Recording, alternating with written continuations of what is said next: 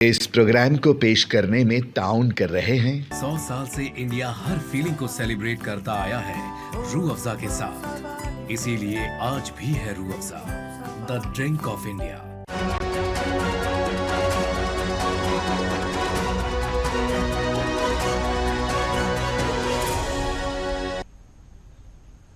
आदाब। पंजाब, हरियाणा और दिल्ली की खबरों में आप सभी का बहुत बहुत इस्तकबाल है। आपके साथ मैं हूं ज़ुहम रुबा। देखेंगे तमाम बड़ी खबरें। आगाज करेंगे हेडलाइंस के साथ।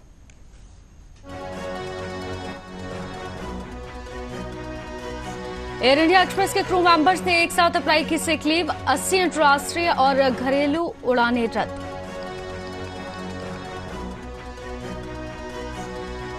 राम मंदिर पर बाबरी मस्जिद ताला वाले बयान पर सियासत हुई तेज। पीएम मोदी के बयान पर कपिल सिब्बल ने किया पलटवार। पित्रोदा के बयान से बैकफुट पर आई कांग्रेस। जयराम रमेश बोले दुर्भाग्यपूर्ण और अस्वीकार बयान।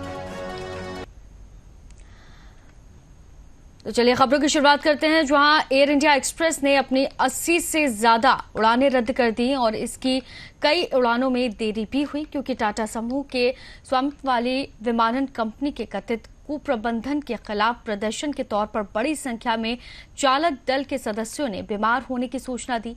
तो वहीं बुधवार को ये जानकारी सभी के सामने साझा की गई। आपको बता दें कि एयर इंडिया एक्सप्रेस में सभी प्रक्रिया चल रही हैं। कंपनी को मार्च के अंतिम सप्ताह में शुरू हुई ग्रीष्मकालीन अवधि में रोजाना 360 उड़ानों का परिचालन करना है। तो वहीं एयरलाइंस की 70 से ज्यादा अंतर्राष्ट्रीय और घरेलू उड़ानें रद्द होने पर जम्मू कश्मीर के पूर्व मुख्यमंत्री गुलाम नबी आजाद ने अपनी प्रतिक्रिया जाहिर की।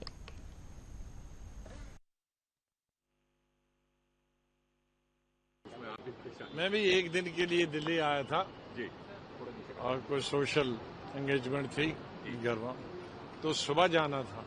तो मैं भी अभी 3-4 घंटे अंदर बैठ के वापस जा रहा हूँ और एक और फ्लाइट से जा रहा हूँ, इंडिगो से जा रहा हूँ। मैं वैसे जिंदगी में कभी एयर इंडिया से नहीं जाता हूँ। जब सिविल एविएशन मिनिस्टर था तो तब हड़ताल हो गई थी 40 दिन के लिए और हमने फिर ये प्राइवेट एयरलाइंस लाए थे। तो हम सोच रहे थे कि अब सबक कुछ मिलेगा, लेकिन कोई सबक इनको मिलता नहीं है और कैंसिल हो गई। तो सुबह ही बताना था कैंसिल हो गई। बेवकूफ क्यों बनाना सबको, बेचारे हजारों लोगों को भी अभी आधे घंटे बाद जाएगी, आधे घंटे बाद जाएगी, आधे 4 घंटे से, और अभी जाएगी नहीं। मुझे नहीं लगता ये जाएगी। इसको तो एयर इंडिया को बंद कर देना चाहिए दोबारा। जो ये मर्ज होने की बात हो रही है इंडियन एयर इंडिया और एयर इंडिया एक्सप्रेस को, दोनों को, उसको लेकर नाराज कोई फर्क नहीं पड़े। एयर इंडिया का कल्चर ही खराब है बुनियादी। तो वहीं एयरलाइन के क्रू सदस्यों के एक साथ सिक लीव पर जाने के बाद में एयर इंडिया एक्सप्रेस की 70 से ज्यादा अंतर्राष्ट्रीय घरेलू उड़ानें रद्द कर दी गईं। लोगों को कई परेशानियों का सामना भी करना पड़ा।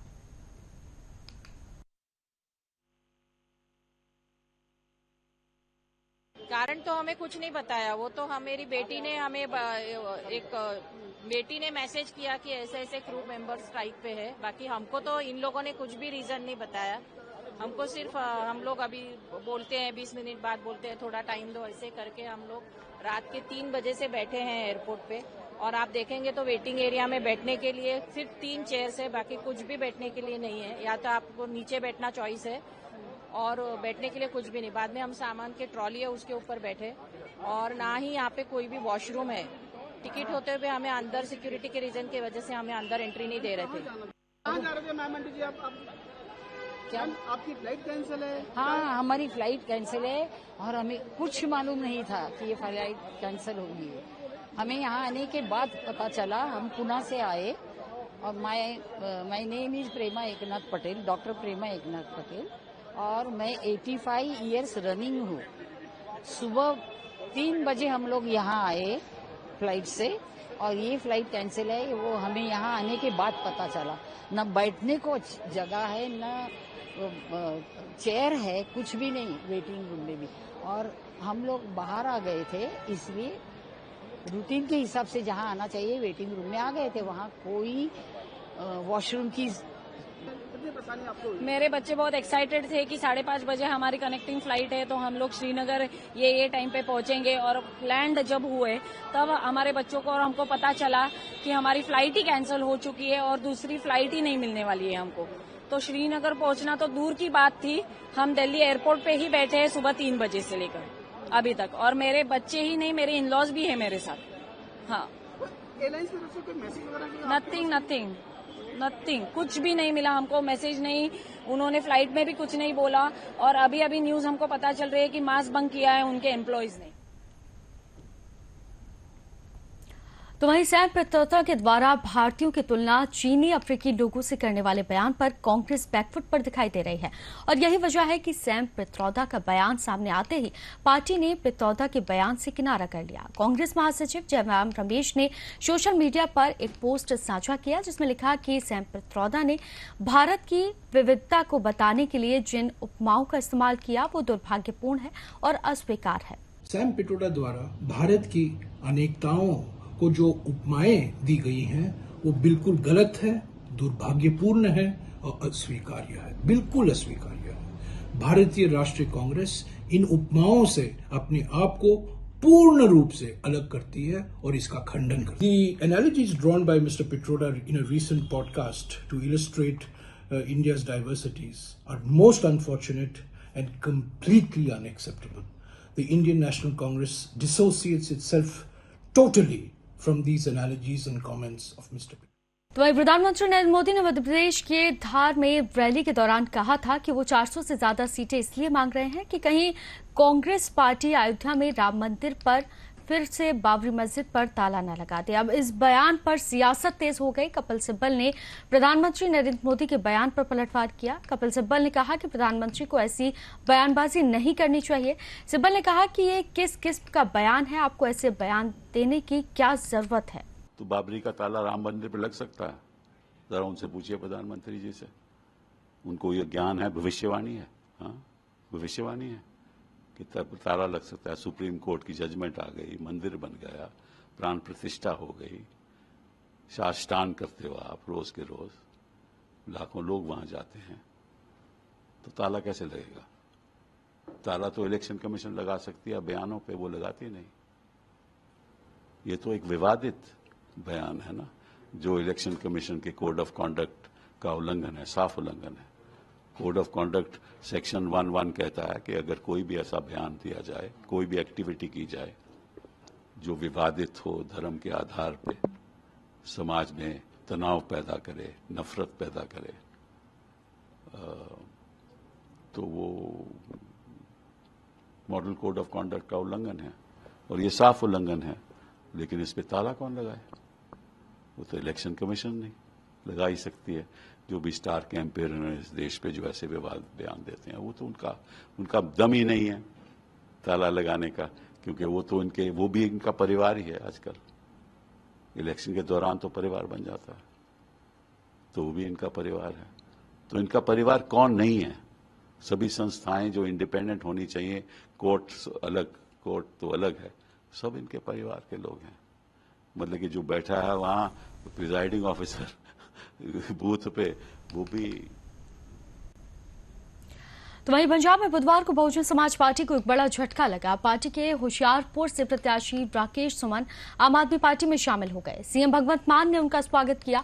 तो वहीं सुमन ने कहा कि आप सरकार हर गरीब को अच्छी शिक्षा और स्वास्थ्य देने के लिए नेक काम कर रही है। मैं राकेश सुमन जो ਹੁਸ਼ਿਆਰਪੁਰ ਲੋਕ ਸਭਾ ਤੋਂ बीएसपी ਦਾ ਉਮੀਦਵਾਰ ਸੀਗਾ ਆਉਣ ਵਾਲੀ ਇਲੈਕਸ਼ਨ ਲਈ, ਮੈਂ ਉਸ ਪਾਰਟੀ ਨੂੰ ਛੱਡ ਰਿਹਾ ਤੇ ਅੱਜ ਮੈਂ ਆਮ ਆਦਮੀ ਪਾਰਟੀ ਜੋ ਮੈਨੂੰ ਮੇਰੇ ਬਿਲਕੁਲ ਪਰਿਵਾਰ ਵਾਂਗੂ ਹੈ, ਮੈਂ ਅੱਜ ਇਹ ਪਾਰਟੀ ਜੁਆਇਨ ਕਰ ਰਿਹਾ ਕਿਉਂਕਿ ਸਾਡੇ ਸੀਐਮ ਸਾਹਿਬ ਦੁਆਰਾ ਕੀਤੇ ਗਏ ਕੰਮ, ਚਾਹੇ ਉਹ ਗਰੀਬ ਬੱਚਿਆਂ ਲਈ ਹੈ, ਚਾਹੇ ਦਲਿਤ ਬੱਚਿਆਂ ਲਈ ਹੈ, ਚਾਹੇ ਉਹ ਬੇਰੋਜ਼ਗਾਰਾਂ ਲਈ ਹੈ, मैं उन्होंने किए गए कामों तो बहुत प्रभावित हाँ।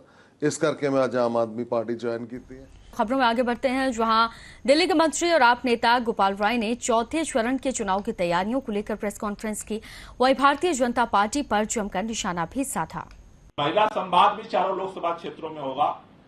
ये टारगेटेड तरीके से इस पर हम चर्चा करेंगे, क्योंकि अरविंद केजरीवाल जी के नेतृत्व में आम आदमी पार्टी की सरकार ने बहुत सारे काम किए, चाहे वो बिजली हो, पानी हो, स्कूल हो, अस्पताल हो, महिलाओं की यात्रा हो, बुजुर्गों की तीर्थ यात्रा हो, बहुत तरह के काम किए। लेकिन ट्रेड टाउन हॉल में हम स्पेसिफिक चर्चा करेंगे कि व्यापारियों के लिए सरकार ने क्या क्या काम किया है और वो हमारे लोकसभा प्रत्याशी से जो सांसद बनेंगे तो हमसे क्या उम्मीद रखते हैं। दिल्ली के अंदर हमारी सरकार बनने के बाद पहली सरकार है जिसने वैट में टैक्स का जो है घटाया। 15% था, 10% था, 20% था, सब घटा करके 5% किया। पहली सरकार थी जब ये हम लोगों ने सरकार बनाई थी। दिल्ली के अंदर रेड राज था, रेड राज को खत्म करने वाला अगर कोई सरकार है वो अरविंद केजरीवाल की सरकार है। अभी पिछले बजट में हमने कैसे दिल्ली के मार्केट को, व्यापार को और आगे बढ़ाया जा, हम लोगों ने दिल्ली के मार्केट के रीडेवलपमेंट का प्लान बनाया।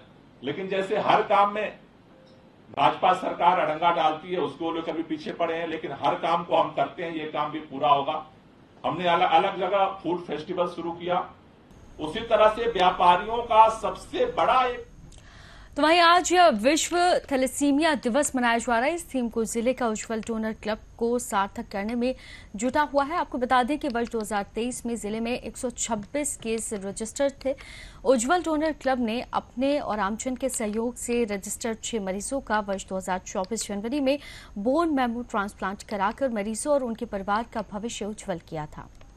तो वहीं विदेश मंत्री एस जयशंकर ने दिल्ली विश्वविद्यालय के हंसराज कॉलेज में एक कार्यक्रम में विकसित भारत 2047 युवाओं की आवाज विषय पर प्रतिक्रिया जाहिर की और कहा कि भारत को आज दुनिया भर में न केवल मित्रता के लिए जाना जाता है बल्कि एक दृढ़ और उग्र राष्ट्र के रूप में भी देखा जाता है जो कि अपने लोगों की परवाह करता है।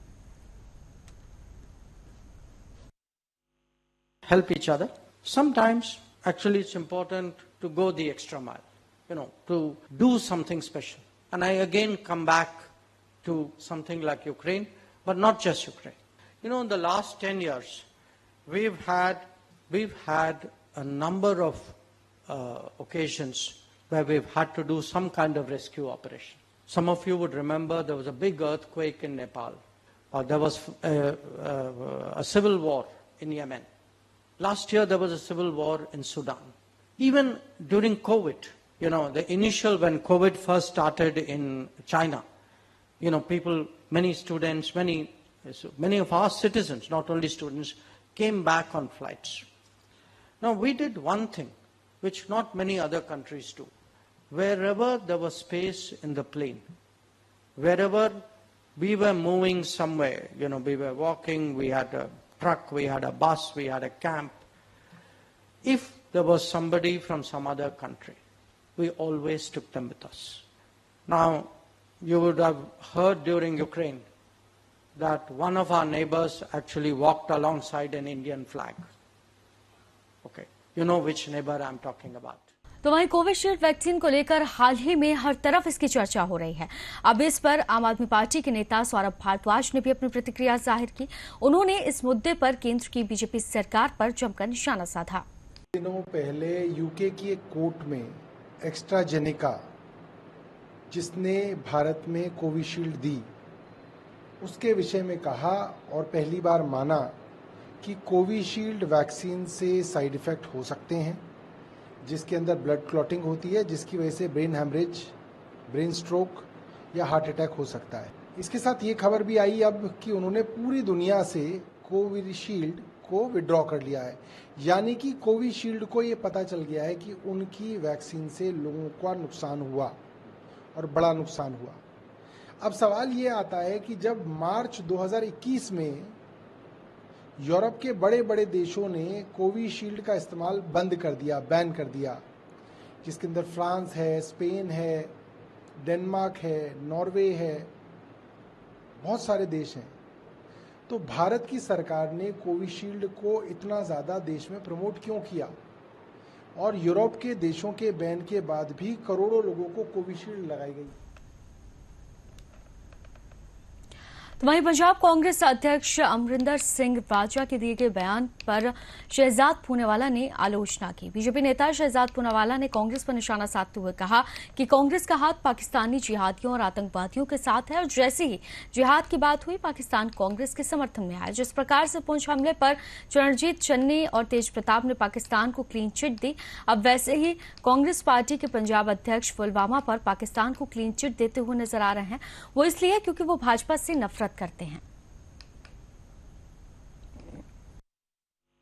कांग्रेस का हाथ पाकिस्तानी जिहादियों और आतंकवादियों के साथ, जैसे ही वोट जिहाद की बात हुई, पाकिस्तान से समर्थन आया, तो पाकिस्तान को क्लीन चिट देने की जो प्रक्रिया है वो लगातार ऐसी चल रही है कि कभी विजय वड़त्तीवार जो अजमल कसाब को क्लीन चिट देते 26/11 में, शशि थरूर जो उनकी बातों को समर्थन देते हैं, जिस प्रकार से पूंछ हमले पर चरणजीत चन्नी ने, तेज प्रताप ने जिस प्रकार से पाकिस्तान को क्लीन चिट दे दिया, अब कांग्रेस पार्टी के पंजाब के अध्यक्ष ये भी पुलवामा पर पाकिस्तान को क्लीन चिट देते नजर आ रहे हैं, केवल इसलिए क्योंकि उनको भाजपा से नफरत। तो वहीं पंजाब कांग्रेस के अध्यक्ष और लुधियाना से पार्टी उम्मीदवार अमरिंदर सिंह बाजवा ने मीडिया से बातचीत में 7 मई को पुंछ हमले पर चरणजीत सिंह चन्नी के बयान पर अपनी प्रतिक्रिया दी। पंजाब के पूर्व मुख्यमंत्री चरणजीत सिंह चन्नी ने 5 मई को आरोप लगाया था कि पुंछ आतंकी हमला पूर्व नियोजित था और कहा कि भाजपा को चुनाव जीतने के लिए ऐसी स्टंटबाजी की जाती है। अमरिंदर सिंह बाजवा वार्निंग ने अपनी प्रतिक्रिया देते हुए कहा कि पुलवामा हमला अभी भी रहस्य बना हुआ है। इस पर तत्कालीन राज्यपाल भी सवाल उठा चुके हैं और मैं पुंछ हमले के बारे में बात नहीं कर रहा हूं, लेकिन चुनाव के दौरान बीजेपी कुछ भी कर सकती है। पुलवामा की अज भी बहुत बड़ी मिस्ट्री है, बहुत बड़ी कहानी है। उथों दे गवर्नर की कह रहे ने, तुसी देखे ना पुलवामा दी, सो पता नहीं किस मामले च की कहानी निकल सकती है। और बीजेपी, मैं पुंछ की गल नहीं कर रहा, बीजेपी चुनाव के दरमियान कुछ भी कर सकती है। तो वहीं अमृतसर के पूर्व deputy mayor Avinash Jolly Bharatiya Janata party में शामिल हो गए। वो पहले आम आदमी पार्टी से जुड़े थे। लोकसभा चुनाव के बीच में अविनाश जौली बीजेपी में शामिल हुए। 13 संसद सदस्यों को चुनने के लिए पंजाब में आम चुनाव 1 जून को होना है। भारतीय जनता पार्टी ने मेरे कनकानी से समाई हुई है। भारतीय जनता पार्टी का सीगा कुछ डिफरेंसेस होने करके थोड़ा रहा, पर जो मेरी आत्मा सी वो भारतीय जनता पार्टी के विच ही सी। कभी जो मेरा वोट है, मेरी जो मैं अपनी जी इंडिपेंडेंट इलैक्शन लड़ता रहा, कोई सौखा काम नहीं है। एडा बड़ा संघर्ष करना, 25-30 साल संघर्ष किया है और कलिया रह के संघर्ष किया और पार्टी को छड्डिया भी नहीं, पार्टी को छड्डिया भी नहीं, पार्टी की सेवा भी करता रहा, पर मेरा मिशन एक ही है। तो फिलहाल पंजाब, हरियाणा और दिल्ली की खबरों में सिर्फ इतना ही। दीजिए इजाजत, आदाब।